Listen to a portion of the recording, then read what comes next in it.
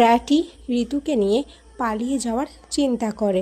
হ্যাঁ বন্ধুরা, কথা ধারাবাহিকের আজকের পর্বে আপনারা দেখতে চলেছেন যে কথা আর এভি ঋতুর বাড়িতে গিয়ে তার মাকে বোঝানোর চেষ্টা করে। কথা বলে, কাকিমা আমরা তোমাকে একটা কথা বলতে এসেছি। জয়তী বলে, হ্যাঁ বলে ফেলো, কি কথা। এরপর কথা বলে, আমার দেওর প্রত্যয় সরকার খুবই ভালো ছেলে, একজন পুলিশ অফিসার। আমি জানি তোমরা ঋতুর সাথে অন্য একজনের বিয়ে ঠিক করেছো, কিন্তু আমার দেওর বলে বলছি না, খুবই ভালো। তোমরা যদি ওর সাথে ওর বিয়ে দিতে তাহলে খুব ভালো হতো। আর তাছাড়া আজকেই তো প্রত্যয়দা আর ঋতু একে অপরকে প্রপোজ করেছে, আর ঋতু হ্যাঁ বলে দিয়েছে। এরপর এভি বলে, হ্যাঁ প্রত্যয় প্র্যাটি আমার ভাই খুবই ভালো ছেলে, এরকম ছেলে আপনি পাবেন না। নিজের পিসির ছেলে বলে বলছি না, খুবই ভালো, পুলিশে ওর অনেক নাম ডাক।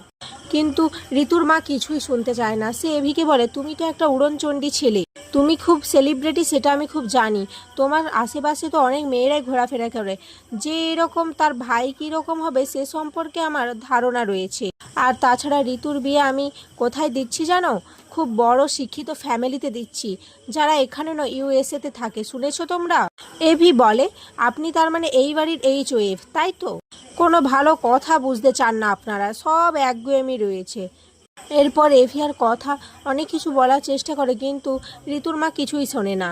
তখন এভি বলে, আমার ভাইয়ের মতো ছেলে না আপনি প্যারিস, লন্ডন, USA, UK কোথাও পাবেন না, বুঝেছেন? এই বলে ওখান থেকে বেরিয়ে চলে আসে। বেরিয়ে এসে এভি কথাকে বলে, তোর সামনে তোর স্বামীকে এত বড় অপমান করলো আর তুই কিছু বললি না?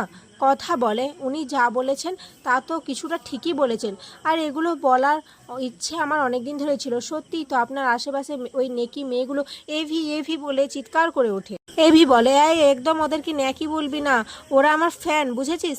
এভির ফ্যান, আমি সেলিব্রিটি, বুঝতে পেরেছিস? এরপর কথা বলে, আচ্ছা ঠিক আছে, এবার আমি কাকিমার সাথে ঝগড়া করতে যাব। কথা ঘরে এসে ঋতুর মাকে বলে, কাকিমা তুমি আমার স্বামী সম্পর্কে এসব কেন বলেছো?